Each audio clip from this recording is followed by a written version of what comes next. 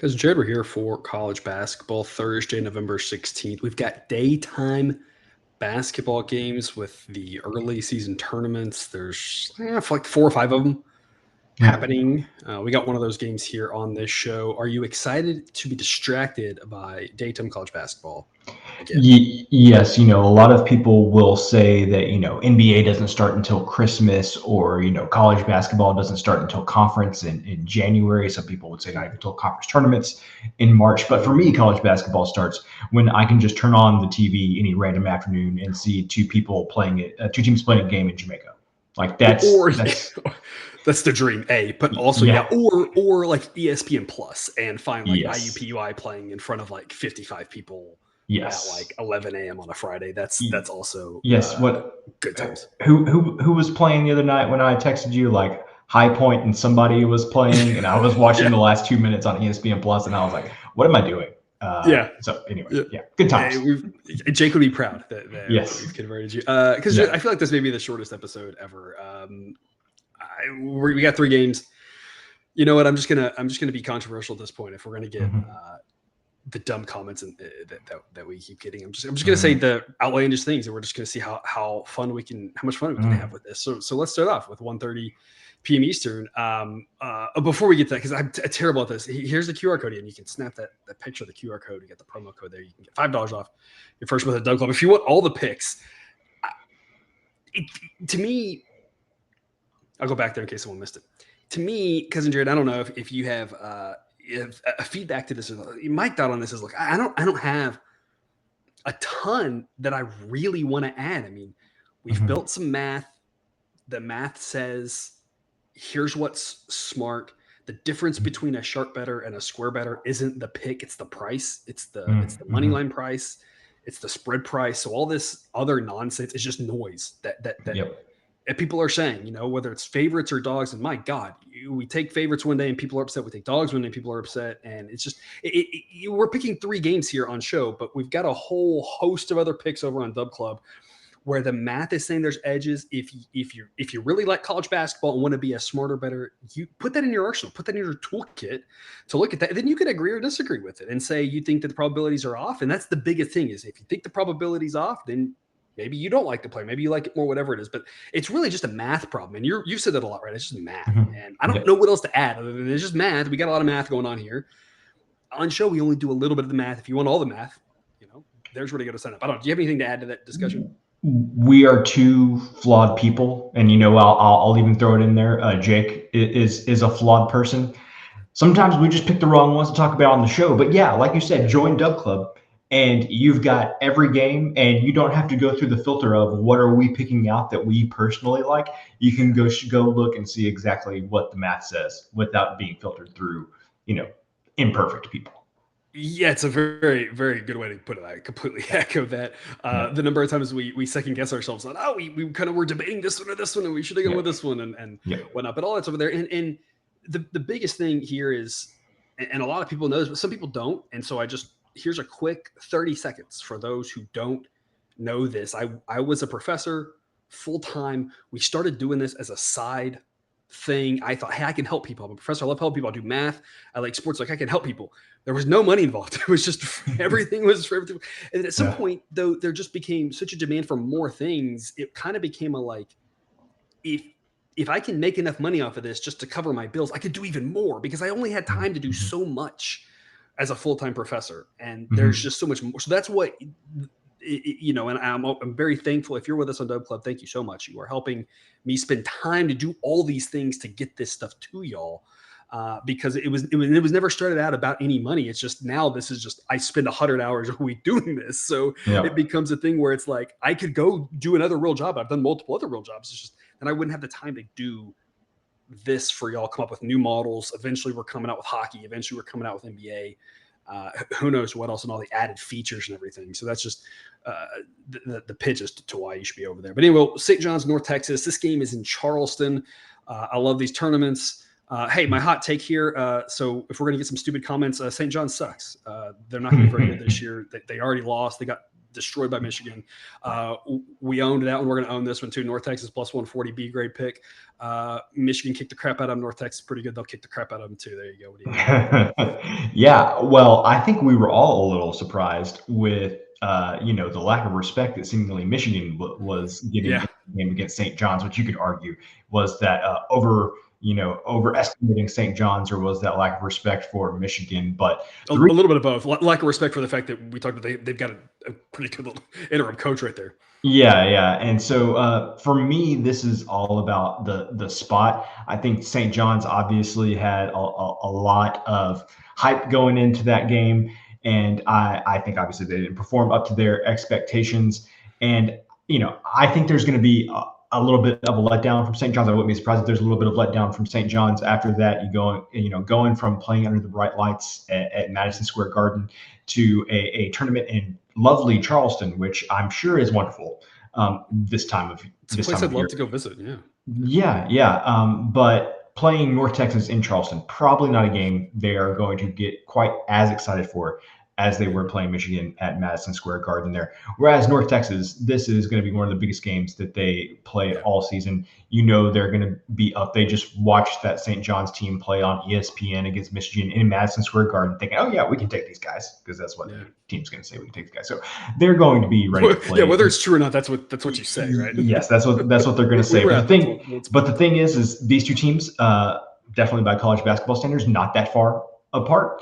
At least according to Sideline. And so I think this is just, for me, this is like a fate of St. John's in this spot. Big home game loss, playing in one of these tournaments with a smaller name team, a good team, but a smaller name team. I think North Texas has a good chance to jump up and win this game. We've seen crazy line movements, so you never know where the numbers can go.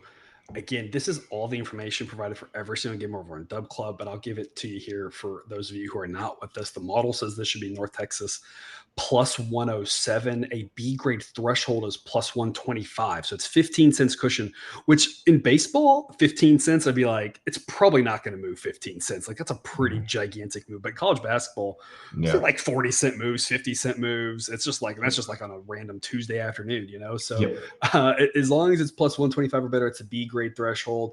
And then the A grade threshold is plus 153. So we're looking at about 15 cents, which might happen by the time you watch this. Who knows with the way that these numbers move around like crazy. So North Texas, a live dog there, and what's essentially a coin toss game. Cousin Jared, I've said it all the time. This is exactly my cup of tea here. I love me coin toss games at plus odds. Yeah, and just don't, to build on your point there, don't assume that because we have a play on a game at one point in time that is a static thing, because it is not. Like I said, when you watch this, it may be different. Earlier this week you had a play on Arkansas Pine Bluff. They were plus 136. By the time that I was able to look at it, it was flipped, and like whoever they were playing was getting plus 125, and it was a B grade the other way, and it ended up being like a 2 or 3 point game. So I think it was one where actually, had you taken the 2 points overnight and then you had taken the 2 point or the 3 points it got to the other day, I think you would have won both bets, right? Which is and that doesn't happen all the time. That's just kind of a one-off random. But yeah, it's like, it goes back to what we're saying, right? There's just a lot of noise out there. And it just, what boils down to, if I could teach you one thing, it's all about the price, and whether that's price money line or price points. That's what it's about. Well, and that was really my point that I was going with there. Like, you were on the right side getting plus 136. I was on the right side getting plus 125 and a 2 or 3 point game. So anyway, that's what I was saying. Yeah. The price is what matters. Absolutely. 7 p.m. Eastern, Cal State Fullerton and Central Florida. And folks, if you look at that and you see the screen, if you've been with us for any time and seen these slides over in football, you know exactly where we're going with this, given that we're talking about pace. We are going to talk about a total here. We kind of been alluding to this, that we were going to start looking at it. I've been building up the code to check and just kind of see how they are. I had it last year, but I just changed up much of the formatting to try to improve it and make it better for y'all. And that's where I spend a lot of my time, is trying to figure out how to make it a better product for y'all. One of the things that I pride myself on over at Dub Club is trying to give a product for no matter what type of bettor you are, whether you're a large volume bettor or a small volume bettor, whether you just want a tail, whether you want the information, your own thing, whatever it is. I'm trying to come up with a product that fits as many people as possible. I know I can't make everybody happy, but I'm trying to get a product that fits for a lot of different people's what shoes they want to wear. And so that kind of broke a lot of that, but the totals have been doing well. We talked about it here recently, added another feature today. The totals that are in blue or red, blue is under, red is over, that's just a 2.5 point differential. The overs have a 3.9% ROI this season in like over 200 games, and the unders, not very many unders. We're playing more overs than unders, but the unders have a 3.3% ROI. So the bigger edges and overs and unders have been doing really well. So we were like, hey, let's start working in some totals. Cousin Jared, you love you some totals. We're going to go over 143.5 in this one. Model projects 154. So that's much more than a 2.5 point edge here. Cal State Fullerton doesn't have much of a defense. UCF does, but that's kind of offset with the points with their pace. They just kind of fly up and down the court. Fullerton's above average, and we long talk about if you have to guess how a pace is going to go between two teams that are of any difference, it tends to be more of the team that's faster. It also tends to be more of the team that's better. That's UCF. They want to go faster. And it also tends to be the team that's home. So we've hit the trifecta of which way the pace is going to lean. A fast pace means a lot of points. We'll go over 143.5. Totals have moved a lot too. This is one where who knows where it's going to go. If this number is like 148 in the morning, it wouldn't shock me. I'd still play over 148. I just like it a lot less than 143.5, right? That's where you bet a little bit less or something like that because again, the numbers aren't quite as valuable, but I'd be hard pressed to think this number climbs to a point where we wouldn't recommend it given the model thinks 154, right? Yep, definitely agree with that. What I'll say about Fullerton is, not a good defense there. And also, they've really only played one team of note. They played San Diego State earlier this season. They scored 57 points in that game. They only shot 20% from three. And so you would think maybe there's a little bit of upside there with Fullerton. But for me, this is more about UCF and UCF. They played, they played Florida International earlier this season. That game got to 147, but then they played Miami, and UCF took 73 shots in the game against UCF, and they had a 41% field goal percentage. Not too bad, but the thing is they only shot 25% on threes. I think, if anything, and only 64% from free throws. And so somehow UCF had 73 shots. And I think they could have scored way more than 72 points against Miami. And of course, Miami scored 88 in that game. So for me, this is all about UCF. That pace is way up there. I think it's just going to go up, especially if they keep playing games like they did against Miami last week. And UCF was like a hard under team about 2.5 years ago. And their pace has just shot up. They are no longer an under team. Still a fairly solid defense there, as you can see, but that pace is just through the roof. And so one of the other things I liked about this game is this was the only overplay that Sideline recommended where both teams were above average in pace. So that was another thing that kind of caught my eye. And I'm just a math nerd. I don't know anything about basketball, right? Jake would be the guy to talk about this more so, but I do believe UCF had that big guy that was so good. And that probably would explain their pace. I'm guessing he's not there anymore. Yeah, because in general, you got a big guy, you got to slow it down if you want to work it to him because it's more working the in and out, that sort of thing. And without that, you can kind of do some different things that could potentially explain it. I'm of two minds of this, because Jared, the real answer and the reason why I think the reason why most non-trolls like to stick around here at this channel is because I'm going to give it to you straight. There are no locks in gambling. This is an average prediction. We don't know what's going to happen in one game. Don't bet all your money on this over just because there's a 10-point differential. It could still land at 130. It can land at 170, right? Like both of those are on the table.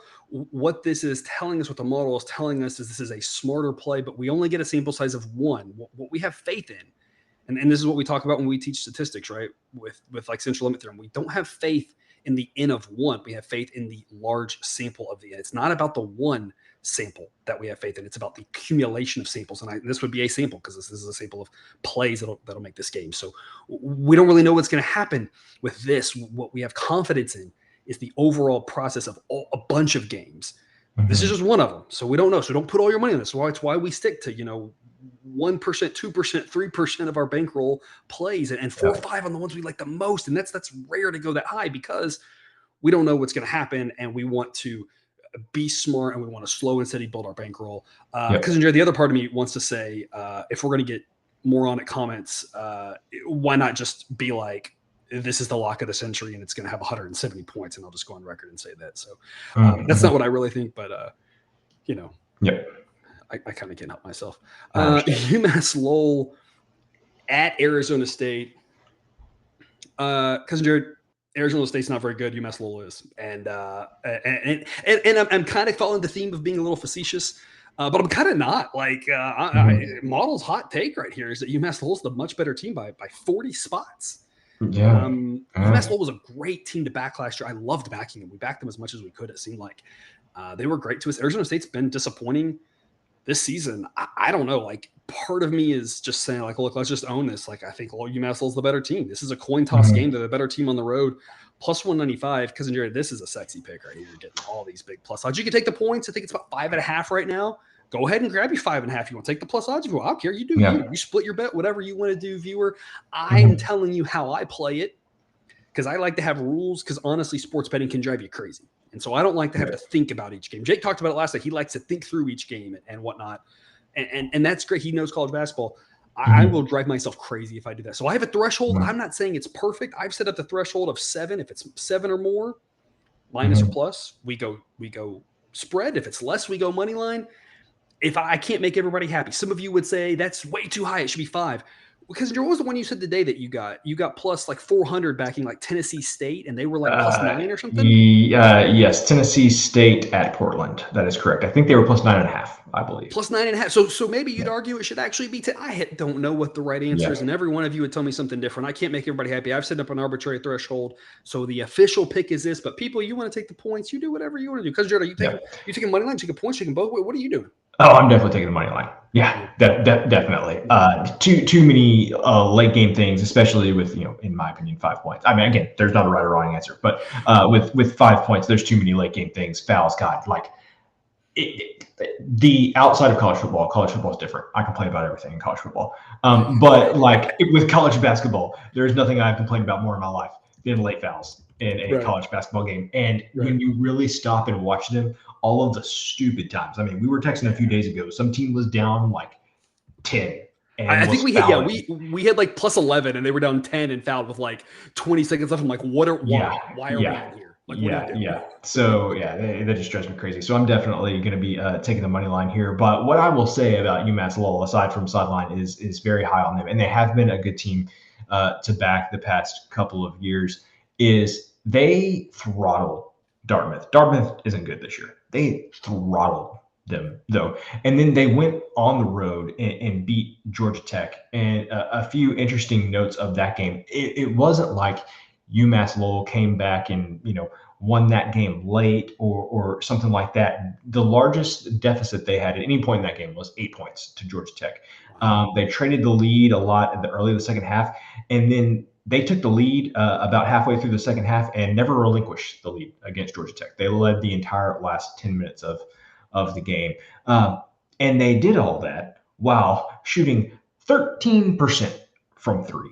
Now, when you are a team like UMass Lowell, you will probably have some deficiencies, but I am going to guess, even if they are deficient as a 3-point shooting team, they did be that bad. Yeah, they cannot be. That'll be one of the worst ones of the season, you have to imagine. Yes, and one of the other things that I do like is only 10 turnovers in that game, and so a team like, especially with generally the competition that UMass Lowell plays, keep this in mind for later in the season. If they are able to control their turnovers, that's going to be a really good thing for them. They're going to win a lot of games if they keep protecting the ball like that. So I can't believe I'm getting plus 195 for a team that just went on the road and beat a Georgia Tech team that's probably pretty similar to Arizona State and going to turn right back around, and I get to get them plus 195 again. This is wonderful. I love this.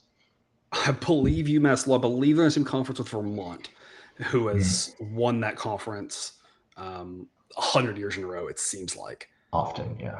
Yeah, and it seems like it'll be a battle between those two teams. It'll a 2-horse race, and it'll be a one big league. But two teams that are pretty solid there. Arizona State, we took them on show against Mississippi State in a neutral site game where the model said it should be a coin toss game, and Arizona State got throttled. in that one. And so after that game, they played Texas Southern, and we said, oh my gosh, let's take all those points. Texas Southern, for the most part, just kind of hung around, and there was no way Arizona State was covering that game. So Arizona State now failed to cover both times. I don't think people have caught up to this team is just mediocre. They're not going to be that good, and not going to be nearly as good as Arizona, obviously, as their in-state rival, and the UMass Lowell team, like you said, was just so good to us last year. They've been good so far, so there's really no reason not to think that the plus odds offer some value. If you want to take points, whatever you want to do on that. Because just real quick, how do you generally handle this for people who are curious with regards to taking points? Do you just go off of the 7 kind of thing like I do officially, or do you even up the threshold higher? I mean, obviously you up it a little bit because you took a Tennessee State team at like plus 420 or whatever. If it's double digits, like if it's 10 points, I'm not gonna pass up 10 points. If it gets down to you're getting 7, 8, 9 points, what I'm doing is I'll take what sideline says. Maybe it says getting 8 points is a B grade. Then I'll look at the money line threshold, and if the money line threshold is an A grade as opposed to a B grade, then I'll kind of do whatever is higher of those two. And I mean, just like the thing I will say there is number one, buckle up for some variability.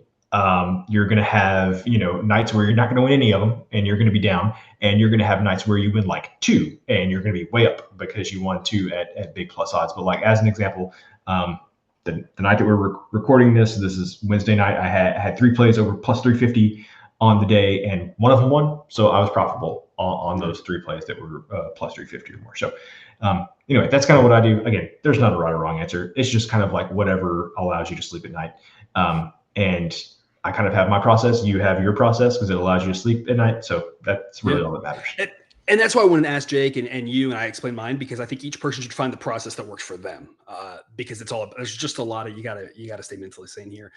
Quick little recap here for you viewer. If you aren't keeping tabs, you can track all this stuff. I've put all this in a publicly available Google sheet. That sheet's available at the website, www.pickswiththeprofessor.com. You scroll to the bottom, all the historical links to all the sheets are there, and then bigger print of the current season one. So the first one you'll see there is this current college basketball. At the start, I have some recap stuff on the show picks. We have now made 28 of them. We are 14-14, but plus 2 units at a 5.5% ROI. That's what we always talk about. The record means nothing. What matters is, are you profit? Are you winning money? Because honestly, that's all I care about. And if you care about something else, honestly, I don't know why you're here. And honestly, it doesn't even tell you how I suggest you making that money, because it's not like, making money is making money, right? And it doesn't even really matter how we get there. Most of the time what we're doing is dogs. It's working for us. If that's not your thing, I wish you the best of luck in finding a place that is yours. But the reason why we are 500 but profitable is because of these dogs. We hit one of these 2 dogs. It'll be another profitable on the sides. Obviously the total then is kind of the kicker for that one, but we did do that total today, yesterday, 2 days ago, depending on when you're watching this now. That was Tuesday night's game. Won that one because, Joe, we've already been discussing a total of the day for Thursday in college basketball. So TBD, we'll see if the number hangs around by the time we get to tomorrow or today if you're watching it, depending on when you're watching this, and see. So we might have a second total for you for people who like that. Here's your recap. And again, if you're looking for more picks, Dub Club is the place to be. It's also got access to the Discord chat. A lot of good people over there helping each other out, asking questions. If you're over there with us and you haven't spoken up yet on the Discord, speak up, ask some questions, chime in. The more the merrier, right? We love some good discussion there. We love good questions. We don't like combativeness, but we do like curiosity. So, if you want to know why something is the way it is, ask, and I'll do my best to explain it. And again, if you want, there's that QR code to get $5 off your first month if you're not already with us. Cousin Jared, parting words before you and I sit down and talk for 2 hours, maybe 3, on college football. We're going to cover every single game, and that's an exclusive benefit for people on Dub Club.